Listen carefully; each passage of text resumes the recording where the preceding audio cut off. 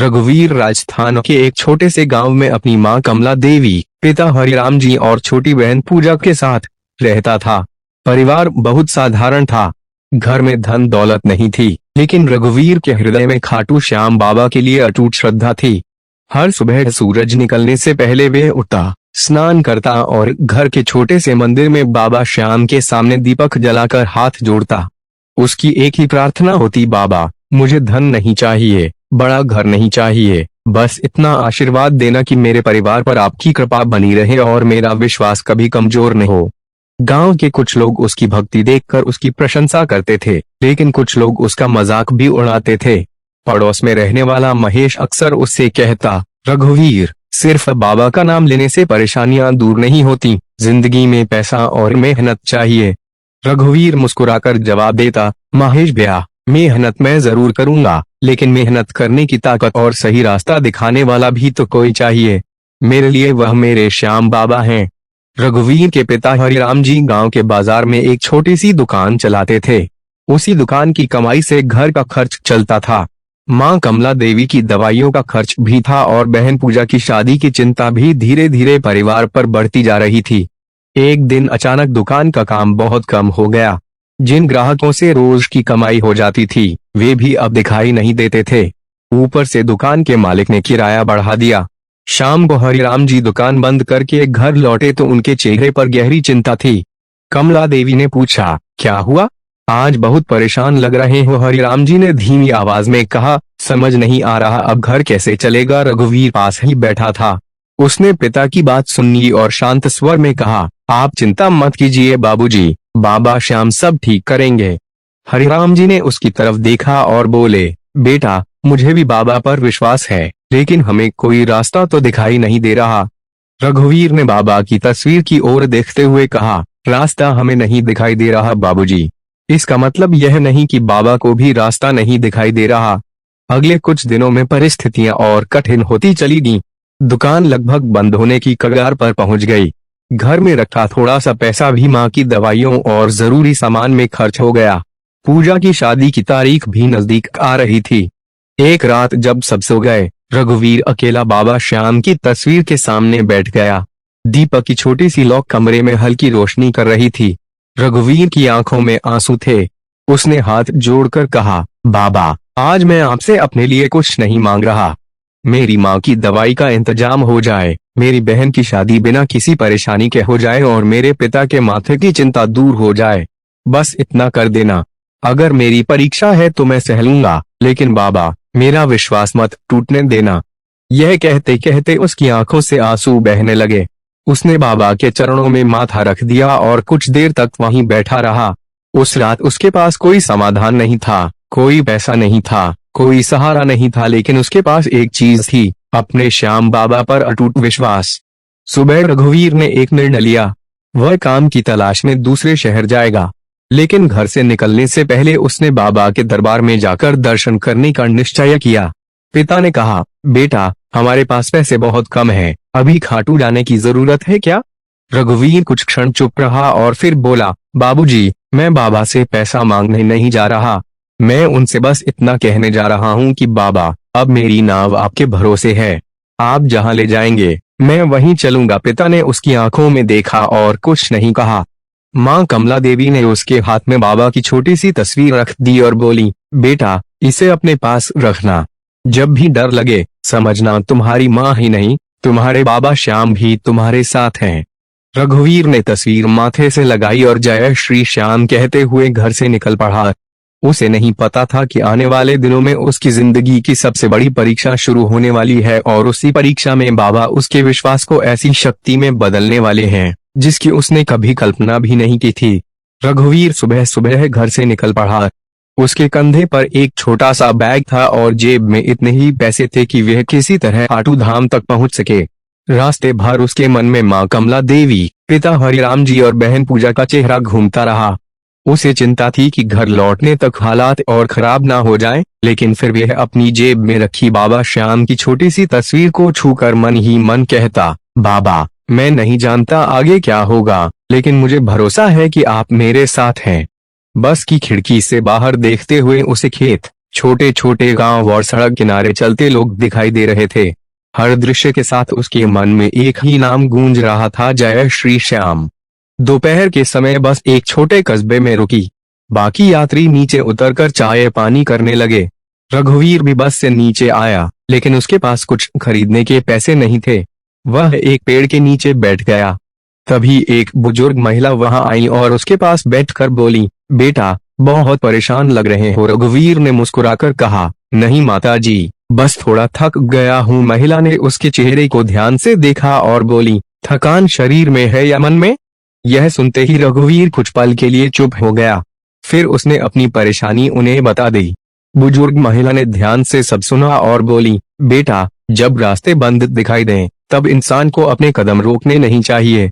कभी कभी भगवान रास्ता इसलिए बंद करते हैं क्योंकि वे हमें किसी दूसरे रास्ते पर ले जाना चाहते हैं। रघुवीर ने उनकी बात सुनी और पूछा, लेकिन माता जी, अगर वे रास्ता दिखाई ही न दे तो?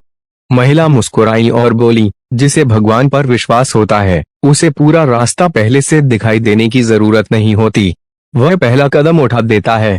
उनकी बात रघुवीर के मन में बस गई। बस फिर चल पड़ी और शाम होते होते वे खाटू धाम पहुंच गया। मंदिर की ओर जाते समय उसे दूर से ही भक्तों के जयकारे सुनाई देने लगे, हारे का सहारा बाबा श्याम हमारा। जैसे जैसे वह मंदिर के पास पहुंचता गया, उसके कदम अपने आप तेज होते गए। कई दिनों से उसके भीतर जमा हुआ डर और चिंता जैसे बाबा के दरबार के पास आते आते हल्का होने लगा। जब आखिरकार उसे बाबा श्याम के दर्शन हुए तो वे कुछ क्षणों तक बिल्कुल स्थिर खड़ा रहा। उसकी आंखों से आंसू बहने लगे। उसने हाथ जोड़कर कहा, बाबा मैं आपके सामने अपनी परेशानी लेकर आया हूँ, लेकिन आज मैं आपसे कोई चमत्कार नहीं मांगूंगा, बस मेरा विश्वास बनाए रखना। अगर मेरे लिए कोई रास्ता है तो मुझे दिखा देना, और अगर रास्ता बहुत कठिन है तो उस पर चलने की शक्ति दे देना। दर्शन के बाद रघुवीर मंदिर से बाहर आया। उसके पास वापस घर जाने के लिए भी बहुत कम पैसे बचे थे। वह मंदिर के बाहर एक किनारे बैठ गया और बाबा की तस्वीर को देखते हुए सोचने लगा कि अब आगे क्या करेगा। तभी उसकी नजर एक बुजुर्ग व्यक्ति पर पड़ी जो भक्तों को पानी पिला रहे थे। उनका नाम गोविंद दास था। उन्होंने रघुवीर को काफी देर से उदास बैठे देखा तो उसके पास आए और बोले, बेटा बाबा के दरबार में आकर भी इतना परेशान क्यों हो? रघुवीर ने अपनी पूरी कहानी उन्हें बता दी। गोविंद दास कुछ देर चुप रहे, फिर बोले, तुम्हें लगता है कि तुम बाबा से मदद मांगने आए हो, लेकिन शायद तुम्हें यह समझना चाहिए कि बाबा ने तुम्हें यहाँ बुलाया ही इसलिए है क्योंकि तुम्हारी जिंदगी में कुछ बदलने वाला है। रघुवीर ने उनकी ओर देखा। उसके मन में पहली बार उम्मीद की एक छोटी सी किरण जगी। लेकिन गोविंद दास की अगली बात सुनकर वह चौंक गया। कल सुबह तुम मेरे साथ चलना, मैं तुम्हें एक ऐसे व्यक्ति से मिलवाऊंगा जिसकी मुलाकात शायद तुम्हारी जिंदगी का रास्ता बदल दे। रघुवीर ने उस रात मंदिर के पास ही सिर रखकर आंखें बंद कर लीं। उसके पास न कोई बड़ी रकम थी, न कोई नौकरी, न कोई निश्चित भविष्य, लेकिन उसके मन में अब डर से ज्यादा विश्वास था। उसने बाबा श्याम की तस्वीर अपने सीने से लगाई और धीरे से कहा, बाबा अगर गोविंद दास जी से मेरी मुलाकात भी आपकी इच्छा से हुई है तो मैं कल उनके साथ जरूर जाऊंगा। अब मैं हर घटना में आपका संकेत देखूंगा। और उस रात पहली बार कई दिनों के बाद रघुवीर के चेहरे पर सुकून था। उसे नहीं पता था कि अगली सुबह उसे जिस व्यक्ति से मिलवाया जाएगा वही उसके जीवन का सबसे बड़ा मोड़ बनने वाला है। सुबह सूरज की पहली किरण खाटू धाम की गलियों पर पड़ी तो रघुवीर की आंख खुल गई। उसने सबसे पहले बाबा श्याम की तस्वीर को माथे से लगाया और मन ही मन कहा, बाबा आज जो भी होगा आपकी इच्छा से होगा। थोड़ी देर बाद गोविंदास जी वहां आ गए। उन्होंने रघुवीर से कहा, चलो बेटा अब तुम्हें उस व्यक्ति से मिलवाता हूँ जिसके बारे में मैंने कल कहा था। दोनों मंदिर से कुछ दूर एक पुराने बाजार की ओर चल पड़े। रास्ते में रघुवीर के मन में कई सवाल उठ रहे थे। वह सोच रहा था कि आखिर वह व्यक्ति कौन होगा और क्या सच में उसके परिवार की परेशानी दूर हो पाएगी। लेकिन उसने खुद को समझाया कि उसने बाबा पर भरोसा किया है तो अब हर कदम पर भरोसा रखना भी उसी की जिम्मेदारी है। कुछ देर बाद वे एक बड़ी सी किराने की दुकान के सामने पहुंचे। दुकान के मालिक का नाम सेठ दीनदयाल था। गोविंद दास जी ने उन्हें सारी बात बताई। दीनदयाल जी ने रघुवीर को ध्यान से देखा और पूछा, बेटा तुमने पहले क्या काम किया है? रघुवीर ने बताया कि वह अपने पिता की दुकान संभालता था और हिसाब किताब, सामान खरीदने बेचने और ग्राहकों से व्यवहार का काम अच्छी तरह जानता है। दीनदयाल जी ने कुछ देर सोचा और कहा, मेरी दुकान पर एक आदमी की जरूरत है। अगर तुम मेहनत कर सकते हो तो आज से काम शुरू कर सकते हो। रघुवीर की आंखों में चमक आ गई। उसे लगा जैसे बाबा ने उसकी प्रार्थना सुन ली। उसने हाथ जोड़कर कहा, मैं पूरी मेहनत करूंगा। लेकिन तभी दीनदयाल जी ने कहा, एक बात है, पहले तुम्हें एक दिन काम करके दिखाना होगा। अगर मुझे तुम्हारा काम पसंद आया तो आगे रख लूंगा। रघुवीर ने तुरंत हामी भर दी। पूरे दिन उसने बिना थके मेहनत की। दुकान पर आने वाले हर ग्राहक से वे प्यार से बात करता, सामान सही तरीके से देता और हिसाब में एक भी गलती नहीं होने देता। शाम को दीनदयाल जी ने उसकी मेहनत देखी और कहा, तुम्हें काम आता है। रघुवीर को लगा कि अब सब ठीक हो जाएगा। लेकिन तभी दीनदयाल जी ने अचानक कहा, फिर भी मैं तुम्हें अभी पक्का काम नहीं दे सकता। दुकान की हालत पिछले कुछ दिनों से ठीक नहीं है। मुझे पहले अपने बड़े भाई से बात करनी होगी। यह सुनकर रघुवीर का चेहरा उतर गया। उसने सोचा था कि आज ही उसे निश्चित काम मिल जाएगा और वह घर पैसे भेज सकेगा। लेकिन अब फिर से अनिश्चितता सामने थी। उस रात वह दुकान से बाहर निकला और मंदिर की ओर चल पड़ा। रास्ते में उसके मन में निराशा आने लगी। उसने बाबा की तस्वीर निकाली और कहा, बाबा, मैं समझ नहीं पा रहा हूँ। आपने रास्ता दिखाया, लेकिन अब फिर रास्ता बंद हो गया। क्या मेरी परीक्षा अभी खत्म नहीं हुई? कुछ देर बाद उसने खुद ही अपने सवाल का जवाब दिया, नहीं रघुवीर, अगर विश्वास सिर्फ तब रखना है जब सब कुछ मन के अनुसार हो, तो वह विश्वास कैसा? यह सोचकर उसने आंखें बंद की और कहा, बाबा, मुझे नौकरी मिले या न मिले, लेकिन मैं आपका नाम नहीं छोड़ूंगा। अगली सुबह रघुवीर फिर दीनदयाल जी की दुकान पर पहुंचा। दीनदयाल जी ने उसे देखते ही कहा, रघुवीर, मेरे बड़े भाई से बात हो गई है, तुम आज से काम पर रह सकते हो। यह सुनकर रघुवीर की आंखें भर आईं। उसने तुरंत बाबा की तस्वीर निकाली और मन ही मन कहा, बाबा, आपने मेरी लाज रख ली। लेकिन उसी समय उसके पास घर से फोन आया। उसकी मां कमला देवी की तबीयत अचानक बिगड़ गई थी और डॉक्टर ने तुरंत दवाई और इलाज कराने को कहा था। रघुवीर के हाथ से फोन लगभग छूट गया। अभी उसे नौकरी मिलने की खुशी भी पूरी तरह महसूस नहीं हुई थी कि घर की नई चिंता सामने खड़ी थी। वह दुकान के एक कोने में बैठ गया और उसकी आंखों से आंसू बहने लगे। उसने बाबा की तस्वीर को हाथ में लेकर कहा, बाबा, अब मेरे पास बहुत कम समय है। माँ को मेरी जरूरत है। मेरी कमाई अभी शुरू भी नहीं हुई और घर में इलाज का खर्च आ गया। मैं क्या करूं? तभी गोविंद दास जी वहां आए। उन्होंने रघुवीर को रोते देखा तो बोले, बेटा, अभी तुम्हारी सबसे बड़ी परीक्षा शुरू हुई है। लेकिन याद रखना, जब इंसान अपने सारे सहारे छोड़कर भगवान पर भरोसा करता है, तब भगवान किसी न किसी रूप में उसका हाथ पकड़ते हैं। रघुवीर ने आंसू पोंछे और कहा, मैं बाबा पर विश्वास नहीं छोड़ूंगा। उसे क्या पता था कि अगले कुछ घंटों में श्याम बाबा की कृपा एक ऐसे रूप में उसके सामने आने वाली थी जिसकी उसने कल्पना तक नहीं की थी। रघुवीर अपनी मां कमला देवी की तबीयत की खबर सुनकर पूरी तरह बेचैन हो गया था। उसके पास इतने पैसे नहीं थे कि वह तुरंत घर लौट सके और मां का इलाज करा सके। उसने दीनदयाल जी से अपनी मजबूरी बताई। दीनदयाल जी ने उसकी परेशानी समझते हुए कहा, रघुवीर, तुम अभी घर जाओ। नौकरी की चिंता मत करना, तुम्हारी जगह बनी रहेगी। यह सुनकर रघुवीर ने हाथ जोड़कर उनका धन्यवाद किया और तुरंत घर जाने की तैयारी करने लगा। लेकिन बस अड्डे तक पहुंचते पहुंचते उसे पता चला कि उसके पास घर तक जाने का पूरा किराया भी नहीं है। वह कुछ देर वहीं खड़ा रहा। उसके सामने रास्ता था, लेकिन जेब खाली थी। उसने ऊपर आसमान की ओर देखा और धीरे से कहा, बाबा, अब मैं अपनी तरफ से कुछ नहीं कर सकता। अब जो करना है आप ही करना। रघुवीर बस अड्डे के एक कोने में बैठ गया। उसकी आंखों में आंसू थे, लेकिन उसने किसी से मदद मांगने की कोशिश नहीं की। तभी एक व्यक्ति उसके पास आया। वह लगभग 50 वर्ष के थे और उनका नाम सुरेश जी था। उन्होंने पूछा, बेटा, इतनी चिंता में क्यों बैठे हो?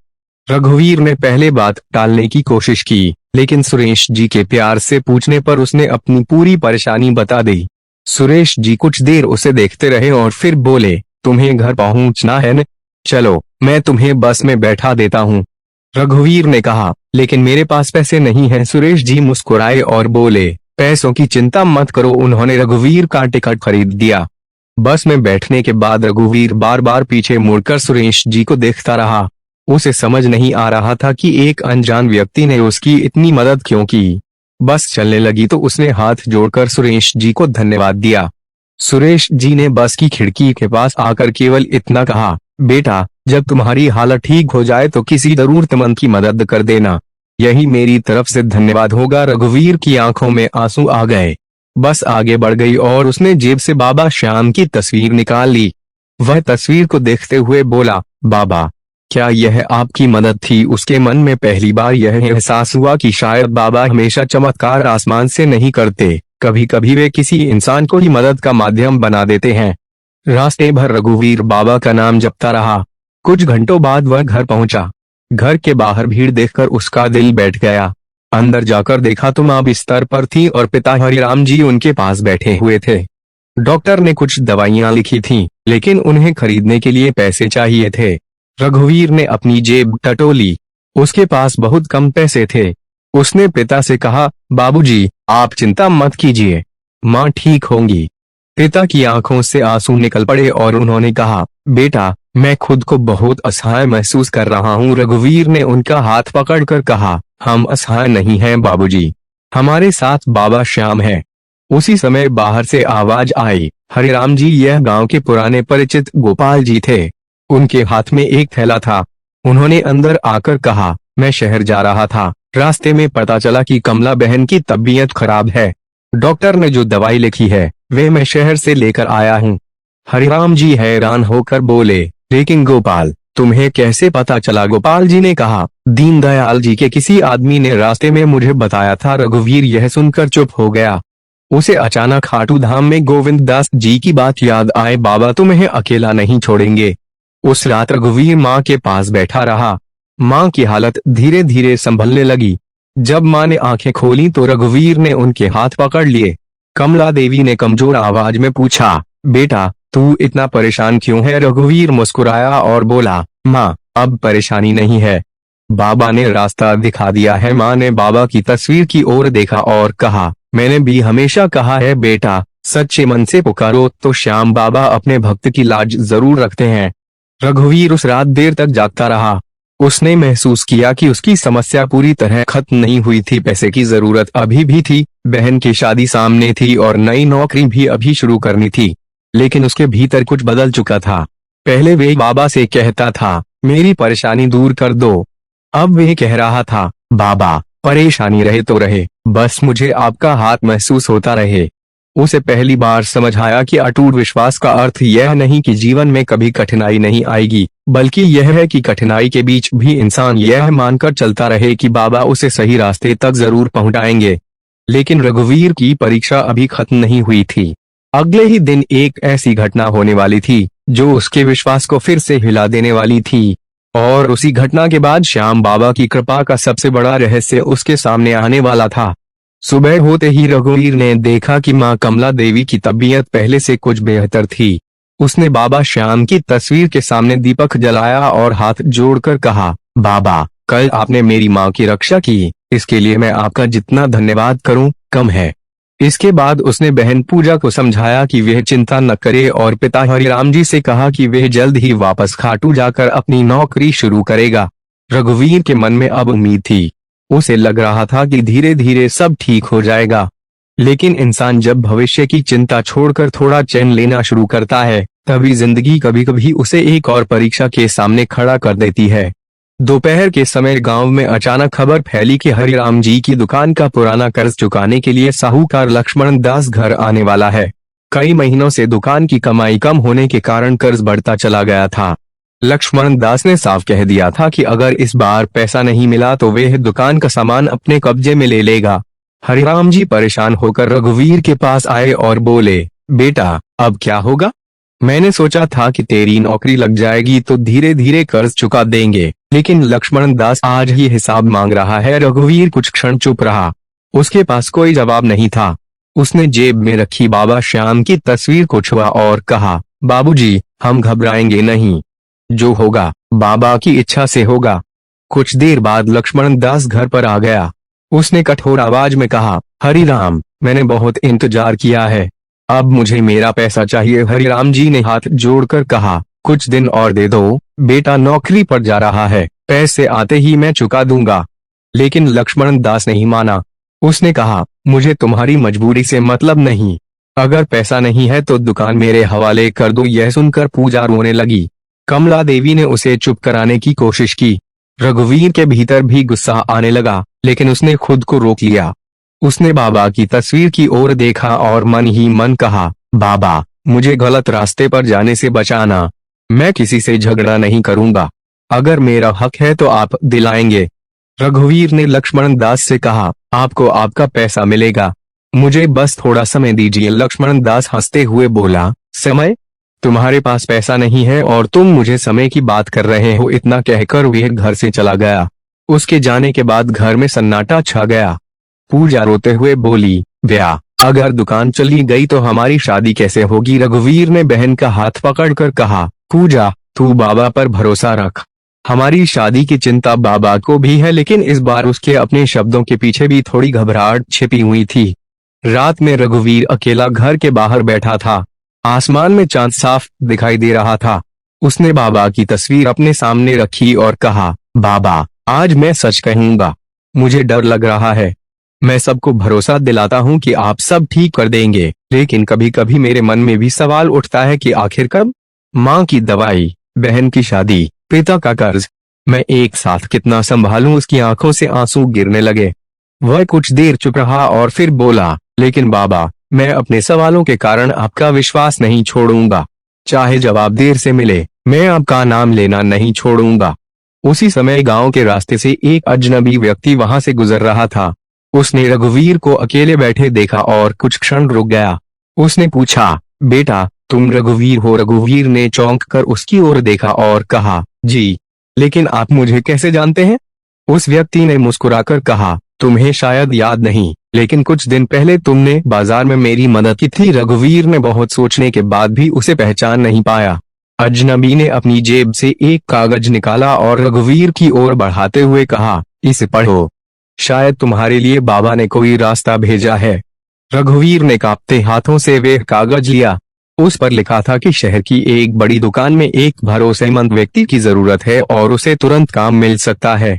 वेतन इतना था कि कुछ ही महीनों में रघुवीर अपने पिता का कर्ज चुका सकता था और बहन की शादी भी संभाल सकता था। रघुवीर ने कागज पढ़ा तो उसकी आंखें भर आईं। उसने उस अजनबी की ओर देखा, लेकिन वह वहां नहीं था। वह कुछ ही क्षणों में रास्ते पर आगे निकल चुका था। रघुवीर दौड़कर सड़क तक गया, लेकिन वह व्यक्ति कहीं दिखाई नहीं दिया। वह वापस आया और बाबा की तस्वीर के सामने खड़ा हो गया। उसके होंठों से बस इतना निकला, बाबा, आप फिर आ गए। उस रात उसे पहली बार महसूस हुआ कि बाबा की कृपा हमेशा उस रूप में नहीं आती जिसकी हम कल्पना करते हैं।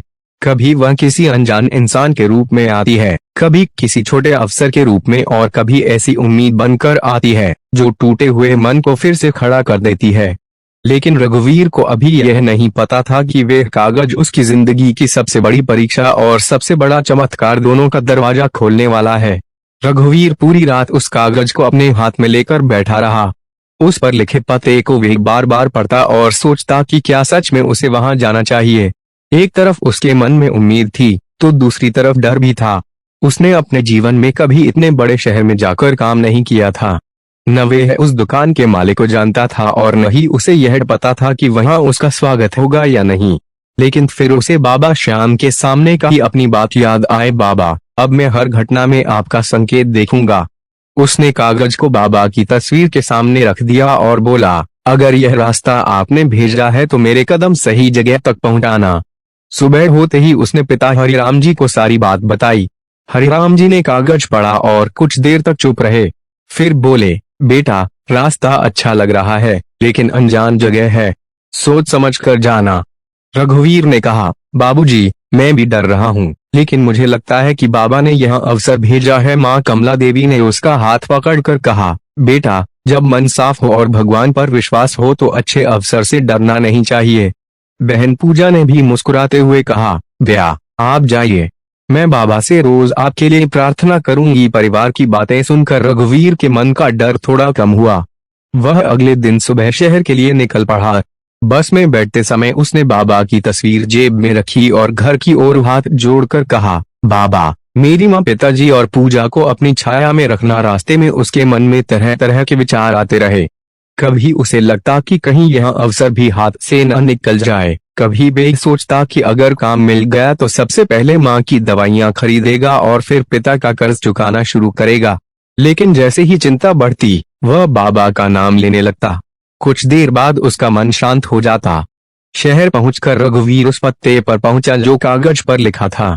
सामने एक बड़ी सी दुकान थी। उसने अंदर जाकर मालिक के बारे में पूछा। कुछ देर बाद एक गंभीर स्वभाव के व्यक्ति उसके सामने आए। उनका नाम विनोद अग्रवाल था। उन्होंने रघुवीर से पूछा, तुम्हें किसने भेजा?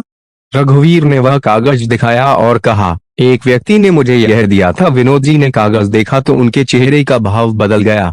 उन्होंने पूछा, वह व्यक्ति कैसा दिखता था? रघुवीर ने जितना याद था उतना बताया। विनोद जी कुछ देर सोचते रहे और बोले, अजीब बात है, यह पता तो सही है, लेकिन जिस व्यक्ति का तुम वर्णन कर रहे हो उसे मैं नहीं जानता। रघुवीर थोड़ा घबरा गया। उसने सोचा कि शायद वह किसी गलत जगह आ गया है। लेकिन विनोद जी ने उसे बैठने को कहा और पूछा, तुम्हें काम की जरूरत क्यों है? रघुवीर ने बिना कुछ छिपाए अपने परिवार की पूरी कहानी बता दी। माँ की बीमारी, पिता का कर्ज, बहन की शादी और बंद होती दुकान, सब कुछ।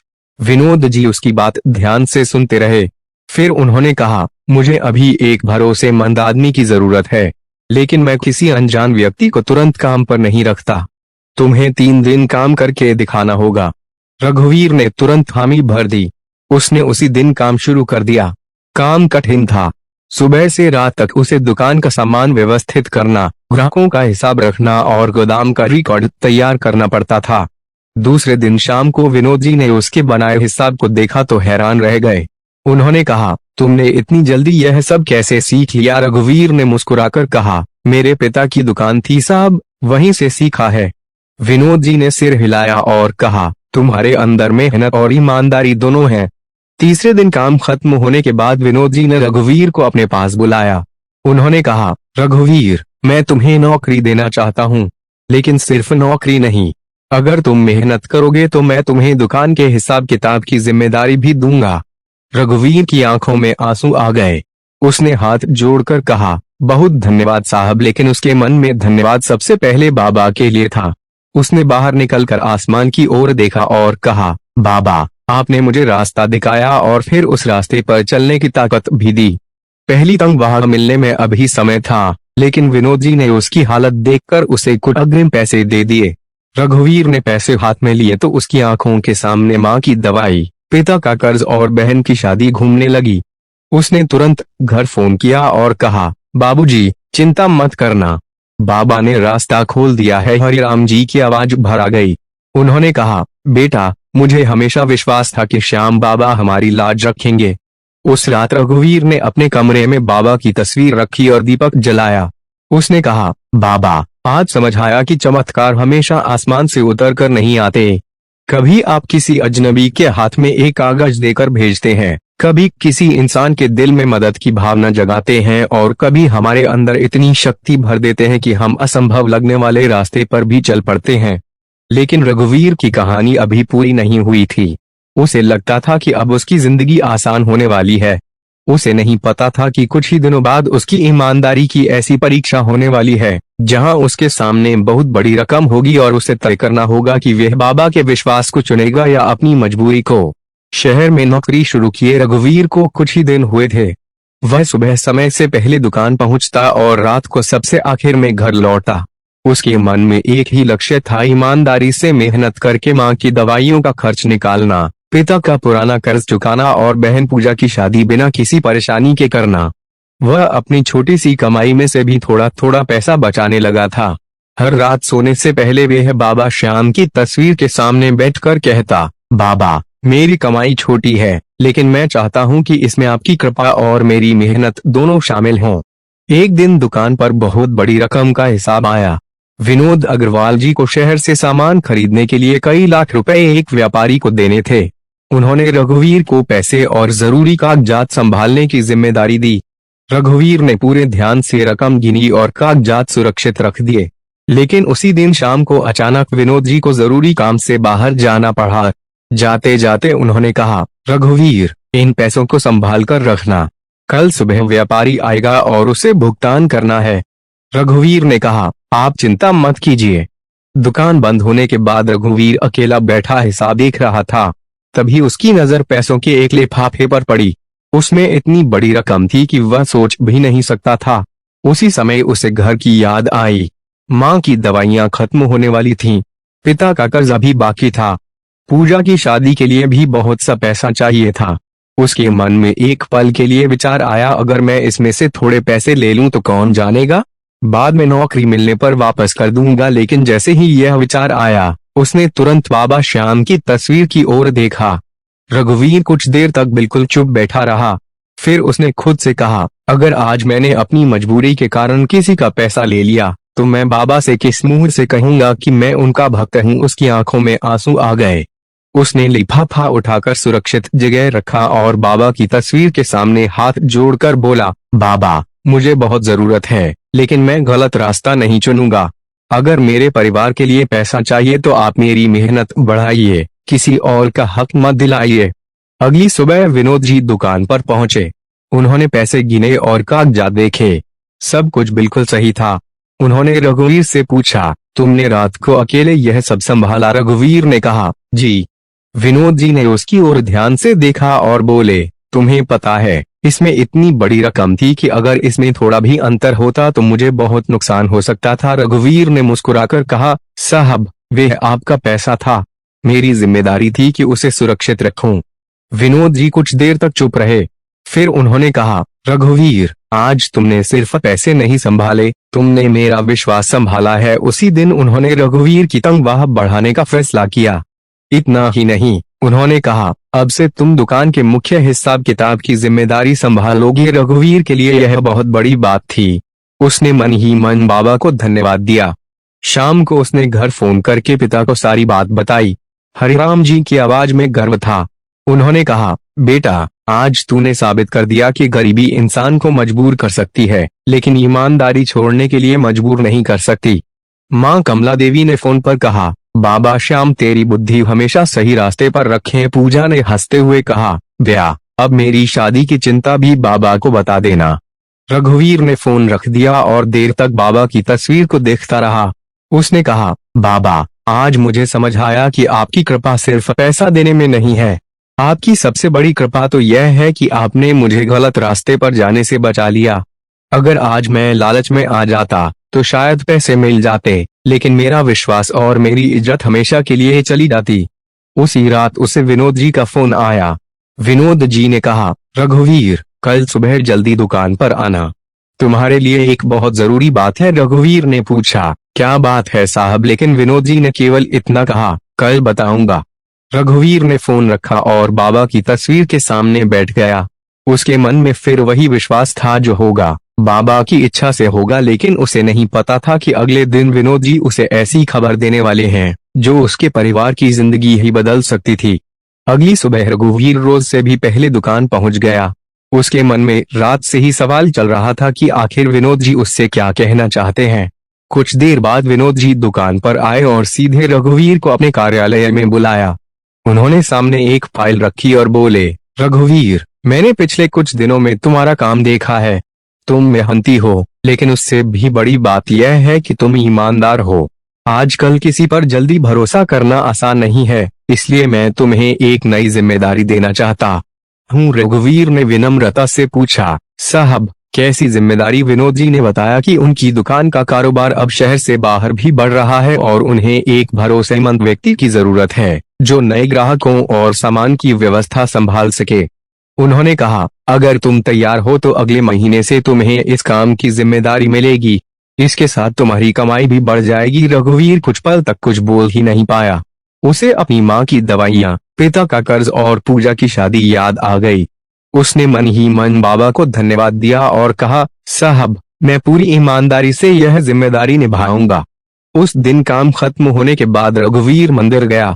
उसने बाबा श्याम के सामने दीपक जलाया और कहा, बाबा, जब मैं आपके दरबार में आया था तब मेरे पास कुछ नहीं था। आज भी मेरे पास बहुत कुछ नहीं है, लेकिन आपने मेरे अंदर उम्मीद पैदा कर दी।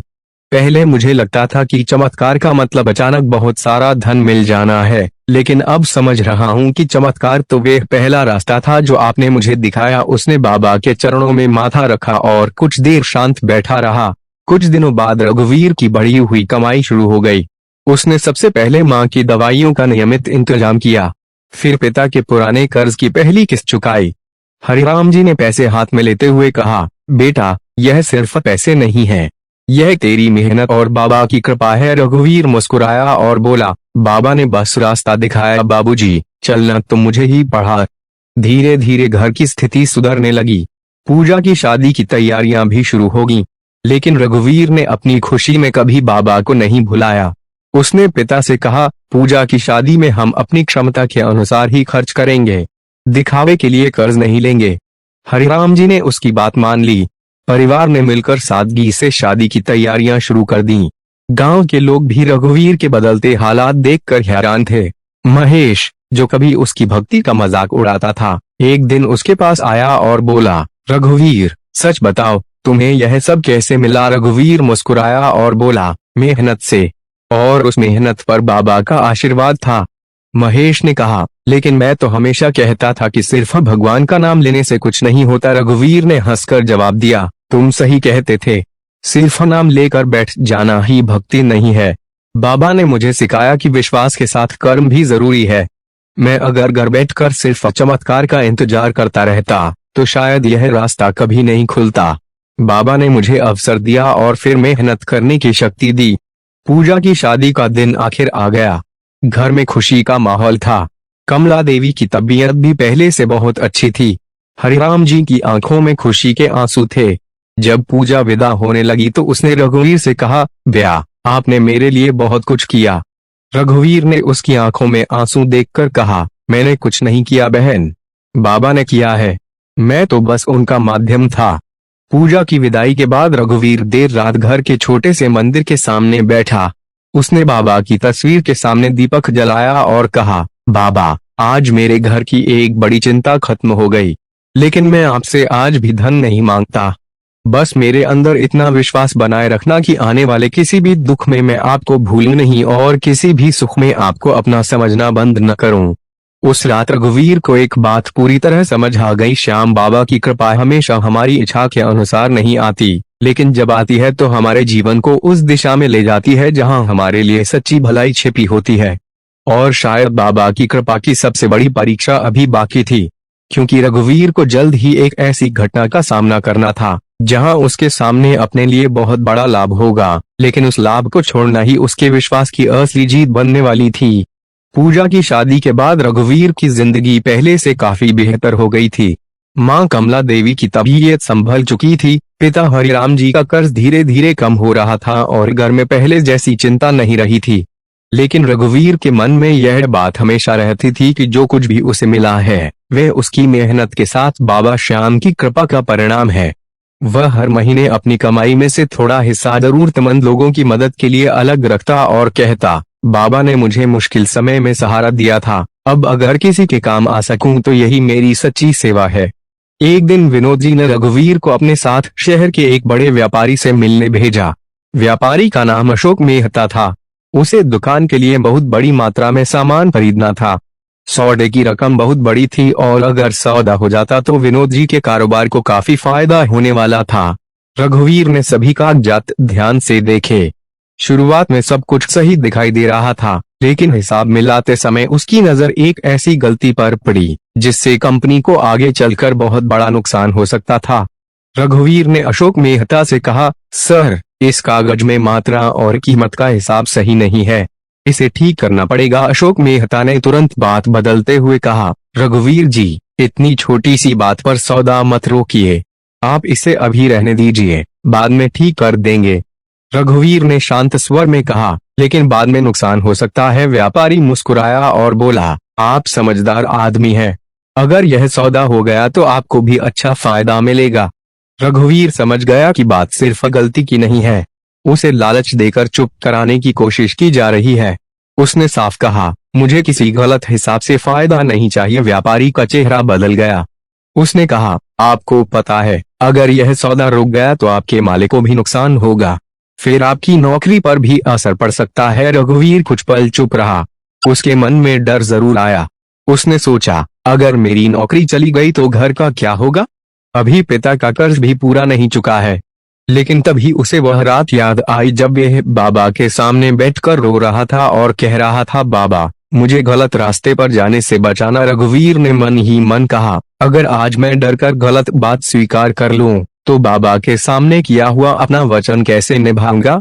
उसने व्यापारी से कहा, सौदा सही तरीके से होगा तो मैं पूरी मदद करूंगा, लेकिन गलत हिसाब पर हस्ताक्षर नहीं करूंगा। व्यापारी नाराज होकर वहां से चला गया।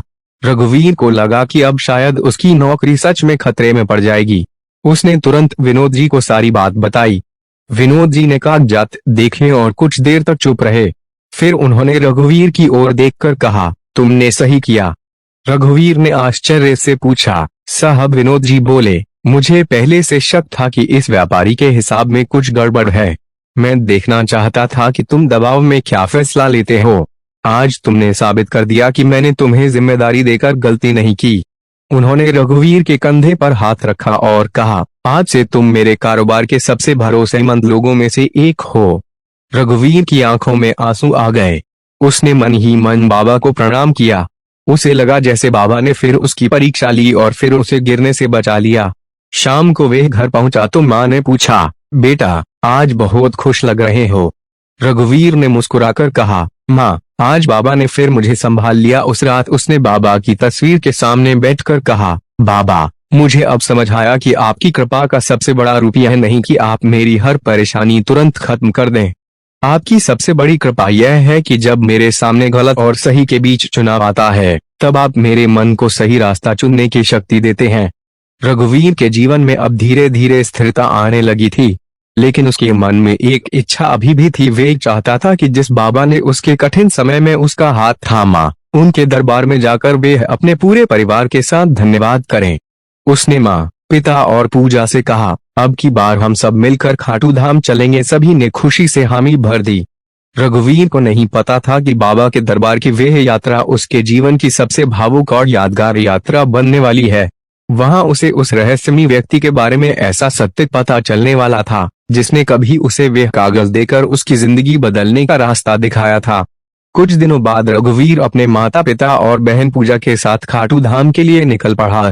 इस बार उसके मन में पहले जैसी चिंता नहीं थी। जिस रास्ते पर कुछ समय पहले वह अकेला, परेशान और खाली जेब जा रहा था, आज उसी रास्ते पर वह अपने परिवार के साथ मुस्कुराते हुए जा रहा था। माँ कमला देवी ने रास्ते में बाबा श्याम की तस्वीर हाथ में ले रखी थी और पिता हरिराम जी बार बार कहते, बाबा ने हमारी लाज रख ली। रघुवीर खिड़की से बाहर देखते हुए मन ही मन उन सभी घटनाओं को याद कर रहा था। माँ की बीमारी, पिता का कर्ज, नौकरी की तलाश, वे अजनबी व्यक्ति और वे कागज जिसने उसकी जिंदगी की दिशा बदल दी थी। खाटू धाम पहुंचते ही पूरा परिवार बाबा के दरबार की ओर चल पड़ा। मंदिर के आसपास भक्तों की भीड़ थी। हर तरफ जय श्री श्याम की आवाज गूंज रही थी। रघुवीर ने बाबा के दर्शन किए तो उसकी आंखों से आंसू बहने लगे। उसने हाथ जोड़कर कहा, बाबा, जब मैं पहली बार यहाँ आया था तब मेरे पास सिर्फ 11 रुपए और आपका नाम था। आज मेरे पास परिवार की मुस्कान है, काम है और जिंदगी में उम्मीद है। लेकिन बाबा, मैं जानता हूँ कि यह सब आपका दिया हुआ है। दर्शन के बाद परिवार मंदिर के बाहर बैठा था।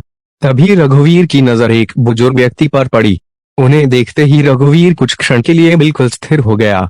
उसका दिल तेजी से धड़कने लगा। वह चेहरा उसे कहीं देखा हुआ लग रहा था। वह धीरे धीरे उनके पास गया और पूछा, बाबा जी, क्या मैं आपको पहले कहीं देख चुका हूँ? बुजुर्ग ने मुस्कुराकर कहा, शायद देखा होगा बेटा। रघुवीर ने ध्यान से उनके चेहरे को देखा और अचानक उसे याद आया, यह वही व्यक्ति था जिसने उसे रास्ते में वे कागज दिया था जिस पर शहर की दुकान का पता लिखा था। रघुवीर ने उत्साह से पूछा, आप वही हैं न? आपने मुझे वह कागज दिया था? बुजुर्ग मुस्कुराए और बोले, हाँ बेटा, मैंने ही दिया था। रघुवीर की आंखों में आंसू आ गए। उसने पूछा, लेकिन आपने मुझे वह कागज कहाँ से मिला था और आपको मेरे बारे में कैसे पता था? बुजुर्ग ने कहा, तुम्हारे बारे में मुझे ज्यादा कुछ नहीं पता था। मैंने तुम्हें एक रात बाबा के मंदिर के बाहर देखा था।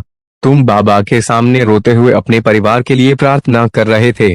तुम्हारी बात मेरे दिल को छू गई। अगले दिन मैं शहर जा रहा था। वहां विनोद जी से मेरी मुलाकात हुई। उन्होंने बताया कि उन्हें एक ईमानदार व्यक्ति की जरूरत है। मुझे तुम्हारी याद आई और मैंने सोचा कि शायद बाबा ने मुझे तुम्हारी मदद करने का माध्यम बनाया है। रघुवीर कुछ बोल नहीं पाया। उसने बुजुर्ग के चरण छू लिए। उसने कहा, आपने मेरी जिंदगी बदल दी। बुजुर्ग ने तुरंत उसके कंधे पर हाथ रखकर कहा, नहीं बेटा, मैंने कुछ नहीं किया। अगर बाबा तुम्हें वहां तक न लाते, अगर तुम्हारे मन में विश्वास ना होता और अगर तुम मेहनत करने को तैयार ना होते, तो वे कागज भी तुम्हारे किसी काम नहीं आता। यह सुनकर रघुवीर की आंखों से आंसू बहने लगे। उसकी मां कमला देवी भी पास आ गई। उन्होंने बुजुर्ग को प्रणाम किया। बुजुर्ग ने कहा, माता जी, अपने बेटे पर गर्व कीजिए। मुश्किल समय में भी इसने गलत रास्ता नहीं चुना। हरिराम जी ने भावुक होकर कहा, बाबा ने सच में हमारे बेटे को संभाल लिया। कुछ देर बाद रघुवीर ने बुजुर्ग से पूछा, बाबा जी, आपका नाम क्या है? मैं हमेशा आपको याद रखना चाहता हूँ। बुजुर्ग मुस्कुराए और बोले, मेरा नाम गोविंद दास है। रघुवीर यह सुनकर चौंक गया। उसने कहा, गोविंद दास? लेकिन खाटू धाम में जब मैं पहली बार आया था, तब भी एक गोविंद दास जी ने मुझे रास्ता दिखाया था। बुजुर्ग ने शांत स्वर में कहा, बेटा, दुनिया में गोविंद नाम के बहुत लोग होंगे, लेकिन अगर तुम्हें हर जगह बाबा की कृपा दिखाई दे रही है, तो उस कृपा को पहचाना ही सबसे बड़ी बात है। रघुवीर ने बाबा के मंदिर की ओर देखा। उसके मन में एक अद्भुत शांति उत्तर आई। उसे समझ आया कि शायद वह हर घटना को अलग अलग देख रहा था, जबकि बाबा की कृपा एक ही धागे में सबको जोड़ रही थी। बस अड्डे पर मिले सुरेश जी, दुकान तक पहुंचाने वाला रास्ता, विनोद जी का भरोसा, मां के इलाज में मदद और वह कागज, हर जगह कोई न कोई सहारा उसके सामने आता रहा। उसने बाबा की ओर हाथ जोड़कर कहा, बाबा, अब मुझे चमत्कार देखने की जरूरत नहीं। मेरे जीवन की हर छोटी बड़ी घटना ही आपके चमत्कार की गवाही है। परिवार ने मिलकर बाबा को प्रसाद चढ़ाया। रघुवीर ने इस बार बाबा के सामने कोई बड़ी इच्छा नहीं रखी। उसने बस कहा, बाबा, जब तक मेरी सांस चले, मेरा विश्वास आपके चरणों में बना रहे। सुख में मैं आपको भूलूं नहीं और दुख में आपसे दूर न जाऊं। उस दिन रघुवीर के जीवन की सबसे बड़ी सीख पूरी हुई। भगवान पर अटूट विश्वास रखने का अर्थ यह नहीं कि रास्ते में कभी कांटे नहीं आएंगे। इसका अर्थ है कि कांटों के बीच भी इंसान को भरोसा रहे कि बाबा उसे मंजिल तक पहुंचाने के लिए किसी न किसी रूप में साथ जरूर चल रहे हैं। खाटू धाम से लौटने के बाद रघुवीर के जीवन में एक बड़ा बदलाव आया। पहले वे बाबा से अपनी परेशानियों के समाधान की प्रार्थना करता था, लेकिन अब उसकी प्रार्थना बदल चुकी थी। वह कहता, बाबा, मुझे इतना सामर्थ्य देना कि अगर मेरे सामने कोई जरूरतमंद आए तो मैं उसकी मदद करने से पीछे नहीं हटूं। उसे बार बार वह दिन याद आता जब वे खुद बस अड्डे पर खाली जेब बैठा था और सुरेश जी ने बिना किसी स्वार्थ के उसका टिकट खरीद दिया था। उसे याद था कि गोविंद दास जी ने उसे उम्मीद दी थी और उस अजनबी ने उसे वह कागज दिया था जिसने उसके जीवन का रास्ता बदल दिया। अब वह चाहता था कि किसी और के कठिन समय में वह भी किसी के लिए वही सहारा बन सके। एक दिन दुकान पर एक युवक आया। उसका नाम नरेश था। वह बहुत परेशान दिखाई दे रहा था। विनोद जी किसी काम से बाहर गए हुए थे, इसलिए नरेश से रघुवीर की ही बात हुई।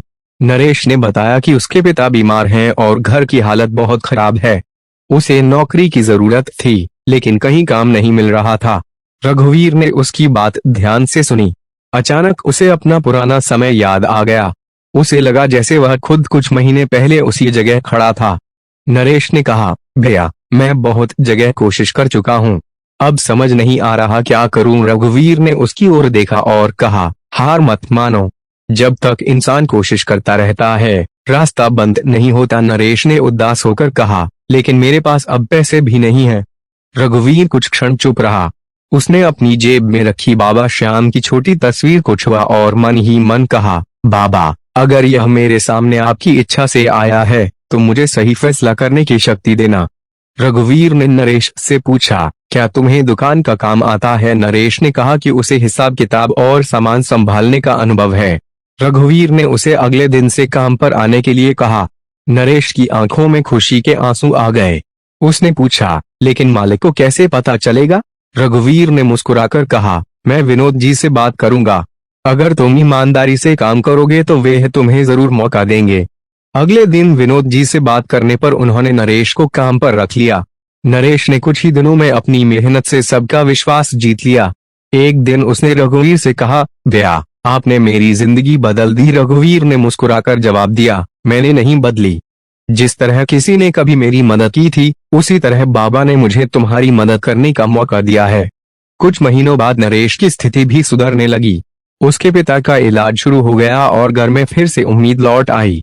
एक दिन नरेश ने रघुवीर से कहा, भैया मैं भी किसी जरूरतमंद की मदद करूंगा। रघुवीर ने कहा, बस यही बाबा की सबसे बड़ी सेवा है।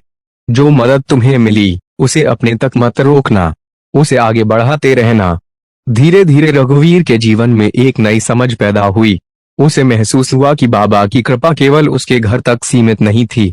जिस दिन उसने दूसरों की मदद करना शुरू किया, उसी दिन उसकी भक्ति का अर्थ बदल गया।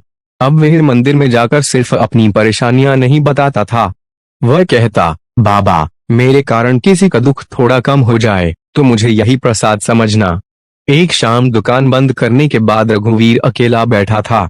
उसने बाबा की तस्वीर सामने रखी और कहा, बाबा पहले मैं सोचता था कि आप मेरे जीवन में चमत्कार करने आए हैं। अब समझ आया कि आपने मेरे जीवन को इसलिए नहीं बदला कि मैं सिर्फ सुखी रहूं। आपने मुझे इसलिए संभाला ताकि मैं किसी और के लिए सहारा बन सकूं। उसकी आंखों से आंसू निकल आए। उसने हाथ जोड़कर कहा, बाबा अगर मेरी जिंदगी में कभी फिर मुश्किल आए तो मुझे शिकायत करने से पहले आपकी सीख याद आ जाए, मेहनत करना, ईमानदारी रखना और विश्वास बनाए रखना। और जैसे ही उसने यह प्रार्थना पूरी की, उसके मन में एक अद्भुत शांति उतर आई। उसे महसूस हुआ कि उसकी जिंदगी की सबसे बड़ी समस्या अब गरीबी या कर्ज नहीं थी। उसकी सबसे बड़ी जीत यह थी कि मुश्किल समय ने उसका विश्वास तोड़ा नहीं, बल्कि उसे और मजबूत बना दिया। लेकिन कहानी का अंतिम अध्याय अभी बाकी था। रघुवीर को जल्द ही एक ऐसी घटना का सामना करना था जहां उसे अपने पुराने जीवन और वर्तमान जीवन के बीच एक बड़ा फैसला लेना था, और वही फैसला साबित करने वाला था कि उसका बाबा पर विश्वास केवल शब्दों में नहीं बल्कि उसके पूरे जीवन में उतर चुका है। समय धीरे धीरे बीता गया। रघुवीर की जिंदगी पहले से बहुत बदल चुकी थी। जिस घर में कभी राशन और दवाइयों की चिंता होती थी, वहां अब संतोष और शांति थी।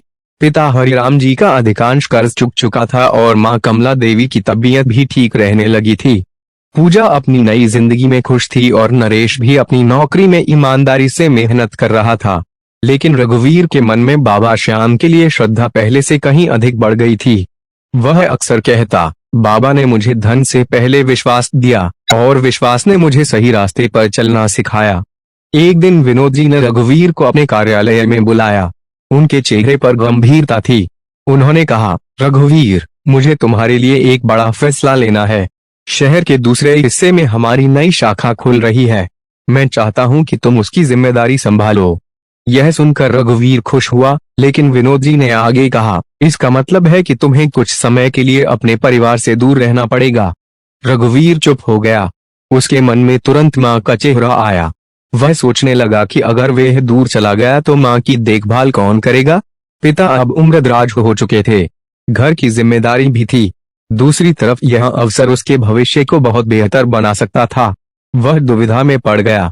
उस रात उसने बाबा के सामने बैठकर कहा, बाबा मैं समझ नहीं पा रहा कि क्या करूं। एक तरफ परिवार है और दूसरी तरफ इतना बड़ा अवसर। मैं कोई गलत फैसला नहीं करना चाहता। उसने बहुत देर तक प्रार्थना की, लेकिन उसके मन को तुरंत कोई उत्तर नहीं मिला। पहले की तरह कोई अचानक चमत्कार नहीं हुआ। कोई व्यक्ति आकर रास्ता नहीं दिखा गया। बस एक गहरी शांति थी। अचानक उसे अपनी ही कही हुई बात याद आए, बाबा अब मैं हर घटना में आपका संकेत देखूंगा। उसने सोचा, शायद बाबा मुझे खुद निर्णय लेने की शक्ति दे रहे हैं। हर बार कोई मेरे लिए फैसला करे, यह जरूरी नहीं। अगली सुबह उसने सबसे पहले माँ और पिता से बात की। उसने अपनी पूरी चिंता उन्हें बताई। कमला देवी ने मुस्कुराकर कहा, बेटा तूने हमारे लिए बहुत किया है। अब अगर तेरी मेहनत से तेरे भविष्य का रास्ता खुल रहा है तो डर मत, हम कुछ समय की दूरी संभाल लेंगे। हरिराम जी ने भी कहा, जब तू मुश्किल दिनों में घर संभाल सकता है तो अब अच्छे दिनों में भी सही फैसला कर सकता है। बाबा पर भरोसा रख। रघुवीर ने विनोद जी का प्रस्ताव स्वीकार कर लिया। नई शाखा की जिम्मेदारी आसान नहीं थी। वहां कई लोग पुराने कर्मचारी थे और कुछ लोग रघुवीर की सफलता से खुश नहीं थे। उनमें से एक व्यक्ति विक्रम था, जो चाहता था कि शाखा की जिम्मेदारी उसे मिले। उसने रघुवीर के खिलाफ कई बार गलत बातें फैलाने की कोशिश की। एक दिन उसने हिसाब किताब में जानबूझकर गलती कर दी और दोष रघुवीर पर डाल दिया। रघुवीर को जब पता चला तो वह बहुत परेशान हुआ। उसे लगा कि उसकी सारी मेहनत एक झटके में खत्म हो सकती है, लेकिन इस बार उसने घबराकर किसी पर आरोप नहीं लगाया। उसने सारे कागजात ध्यान से देखे और सच्चाई सामने रख दी। विनोद जी ने जांच की तो पता चला कि गलती रघुवीर की नहीं थी। विनोद जी ने उससे पूछा, तुमने विक्रम के खिलाफ गुस्सा क्यों नहीं किया? रघुवीर ने शांत स्वर में कहा, साहब, अगर मैं भी गुस्से में गलत करूंगा तो फिर मुझ में और उसमें क्या अंतर रहेगा? बाबा ने मुझे सिखाया है कि सच को साबित करने के लिए शोर नहीं, धैर्य चाहिए। विनोद जी उसकी बात सुनकर मुस्कुराए। उन्होंने कहा, रघुवीर, आज मुझे समझ आया कि तुम सिर्फ अच्छे कर्मचारी नहीं हो, अच्छे इंसान भी हो। उस रात रघुवीर ने बाबा की तस्वीर के सामने दीपक जलाया। उसने कहा, बाबा, पहले मुझे लगता था कि विश्वास का मतलब है आप मेरी हर समस्या हल कर देंगे। अब समझ आया कि विश्वास का मतलब है जब समस्या आए तब भी मैं सही काम करने की हिम्मत रखूं। उसने बाबा के सामने सिर झुकाया और कहा, मेरे पास आज पहले से ज्यादा सुख है, लेकिन बाबा, मुझे उस सुख से ज्यादा डर इस बात का है कि कहीं मैं आपको भूल न जाऊं। मुझे हमेशा याद दिलाते रहना कि जो मिला है वह आपकी कृपा है और जो देना है वह भी आपकी इच्छा से देना।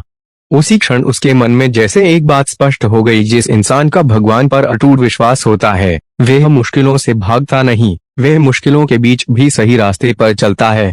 रघुवीर की सबसे बड़ी परीक्षा अब समाप्त हो चुकी थी, लेकिन बाबा की कृपा से मिली उसकी कहानी का संदेश अभी बाकी था। एक ऐसा संदेश जो हर उस इंसान के लिए था जो इस समय किसी परेशानी से गुजर रहा था और सोच रहा था कि भगवान उसकी पुकार क्यों नहीं सुन रहे। कई वर्ष बीत गए। रघुवीर अब अपनी मेहनत, ईमानदारी और विनम्रता के कारण शहर में एक सम्मानित व्यक्ति बन चुका था, लेकिन उसके स्वभाव में कोई घमंड नहीं आया। वह आज भी सुबह उठकर सबसे पहले बाबा श्याम के सामने दीपक जलाता और वही प्रार्थना करता जो उसने अपने सबसे कठिन दिनों में की थी, बाबा, सुख मिले तो मुझे अहंकार से बचाना और दुख मिले तो मेरा विश्वास टूटने मत देना। माँ कमला देवी अब पहले से स्वस्थ थीं। पिता हरिराम जी कर्ज की चिंता से पूरी तरह मुक्त हो चुके थे और पूजा भी अपने परिवार में सुखी थी। रघुवीर के पास अब वह सब था जिसके लिए कभी उसने बाबा के सामने रोकर प्रार्थना की थी, लेकिन अब उसे समझ आ चुका था कि बाबा ने उसकी जिंदगी सिर्फ इसलिए नहीं बदली थी कि उसके पास पैसा आ जाए। बाबा ने उसकी जिंदगी इसलिए बदली थी ताकि वह समझ सके कि सच्चा सहारा बाहर नहीं, भीतर के विश्वास में होता है। एक दिन रघुवीर फिर अपने पूरे परिवार के साथ खाटू धाम पहुंचा। मंदिर की सीढ़ियों पर कदम रखते ही उसकी आंखों के सामने उसका पुराना जीवन घूमने लगा। उसे याद आया कि कैसे वह कभी खाली जेब, चिंता और आंसुओं के साथ इसी दरबार में आया था। उसे याद आया कि उसने बाबा के चरणों में सिर्फ 11 रुपए रखकर कहा था, बाबा, मेरे पास आपको देने के लिए कुछ नहीं है, बस मेरा विश्वास है। आज उसके हाथ में बहुत कुछ था, लेकिन उसके मन में वही पुराना भाव था। उसने बाबा के सामने पहुंचकर कोई बड़ी भेंट नहीं रखी। उसने बस अपना सिर झुका दिया और कहा, बाबा, आपने उस दिन मेरे 11 रुपए नहीं देखे थे, आपने मेरा विश्वास देखा था। आज मेरे पास देने के लिए बहुत कुछ है, लेकिन बाबा, मैं जानता हूँ कि आपके सामने मेरी सबसे बड़ी भेंट आज भी वही है, मेरा अटूट विश्वास। उसकी आंखों से आंसू बहने लगे। माँ कमला देवी ने उसके सिर पर हाथ रखा। पिता हरिराम जी ने कहा, बेटा, तू सही कहता था। जब हमारे पास कुछ नहीं था तब भी बाबा हमारे साथ थे। रघुवीर ने मुस्कुराकर कहा, बाबूजी, अब मैं समझ गया हूँ कि बाबा कभी हमारे साथ होना बंद ही नहीं हुए थे, हम ही डर के कारण उन्हें देख नहीं पा रहे थे। दर्शन के बाद परिवार मंदिर से बाहर आया। वहीं एक गरीब परिवार बैठा था। उनके साथ एक छोटा बच्चा था जिसकी आंखों में चिंता थी। रघुवीर ने उन्हें देखा तो उसे अपना पुराना समय याद आ गया। उसने उस परिवार से बात की और उनकी जरूरत के अनुसार सहायता कर दी। उस परिवार की महिला ने हाथ जोड़कर कहा, बाबा आपका भला करें। रघुवीर ने तुरंत हाथ जोड़कर कहा, मेरा नहीं, बाबा श्याम का धन्यवाद कीजिए, मैं तो बस उनका छोटा सा माध्यम हूँ। वापस लौटते समय रघुवीर ने अपने परिवार से कहा, आज मैं आपको अपनी जिंदगी की सबसे बड़ी सीख बताना चाहता हूँ। जब हमारे घर में परेशानी थी तब हम सोचते थे कि बाबा कब हमारी मदद करेंगे, लेकिन अब पीछे मुड़कर देखता हूँ तो समझ आता है कि बाबा हर कदम पर हमारे साथ थे। कभी सुरेश जी बनकर, कभी गोविंदास जी बनकर, कभी विनोद जी के विश्वास के रूप में और कभी हमारे अपने भीतर की हिम्मत बनकर। उसने आगे कहा, इसलिए अगर कभी जिंदगी में ऐसा समय आए जब आपको लगे कि भगवान आपकी प्रार्थना नहीं सुन रहे, तो तुरंत यह मत मान लेना कि भगवान आपसे दूर हैं। हो सकता है जवाब आने में समय लग रहा हो सकता है जिस रास्ते को आप बंद समझ रहे हैं उसी के पीछे कोई नया रास्ता खुल रहा हो सकता है आपकी मदद किसी ऐसे इंसान के हाथ से आने वाली हो जिसे आप अभी जानते तक नहीं। रघुवीर ने आसमान की ओर देखा और मुस्कुराते हुए कहा, बाबा, अब मेरी आपसे कोई शिकायत नहीं है। मुझे समझ आ गया है कि आपकी कृपा का मतलब यह नहीं कि मेरे जीवन में कभी दुख नहीं आएगा। आपकी कृपा का मतलब यह है कि दुख के समय भी मैं अकेला नहीं रहूंगा। उस रात घर लौटकर रघुवीर ने बाबा के सामने आखिरी बार उसी तरह दीपक जलाया जैसे उसने वर्षों पहले जलाया था। उसने हाथ जोड़कर कहा, हे श्याम बाबा, जिसने भी मेरी यह कथा सुनी है, अगर वे किसी परेशानी में है तो उसके मन को शक्ति देना। जिसके घर में बीमारी है उसे धैर्य देना। जिसके सिर पर कर्ज है उसे सही रास्ता देना। जो बेरोजगार है उसके लिए मेहनत का अवसर खोलना। जो अपने जीवन से हार चुका है उसके मन में फिर से उम्मीद जगाना। और बाबा, सबसे जरूरी, हर भक्त के मन में आप पर ऐसा विश्वास देना जो किसी परिस्थिति से कभी न टूटे। दीपक की लौ धीरे धीरे शांत हो रही थी। रघुवीर ने बाबा की तस्वीर को देखा और उसके चेहरे पर संतोष की मुस्कान आ गई। उसने धीरे से कहा, जिस दिन इंसान भगवान से यह कहना सीख जाता है कि बाबा, मुझे मेरी इच्छा नहीं, आपकी इच्छा के अनुसार चलना है, उसी दिन उसके जीवन में सच्ची शांति शुरू हो जाती है। और रही रघुवीर की कहानी की सबसे बड़ी सीख थी, मुश्किलें आएंगी, रास्ते बंद होंगे, कभी कभी उम्मीद भी टूटती दिखाई देगी, लेकिन अगर श्याम बाबा पर विश्वास अटूट है तो इंसान कभी वास्तव में अकेला नहीं होता। क्योंकि जहां भक्त की शक्ति समाप्त होती है वहीं से बाबा की कृपा का रास्ता शुरू होता है। जय श्री श्याम। हरे का सहारा बाबा श्याम हमारा। अगर आपको भी विश्वास है कि बाबा श्याम अपने भक्तों का हाथ कभी नहीं छोड़ते तो कमेंट में प्रेम से लिखिए, जय श्री श्याम। बाबा श्याम आपके जीवन की हर परेशानी को दूर करें, आपके घर में सुख शांति और समृद्धि बनाए रखें और आपके मन में हमेशा अटूट विश्वास बनाए रखें। हरे का सहारा बाबा श्याम हमारा। जय श्री श्याम।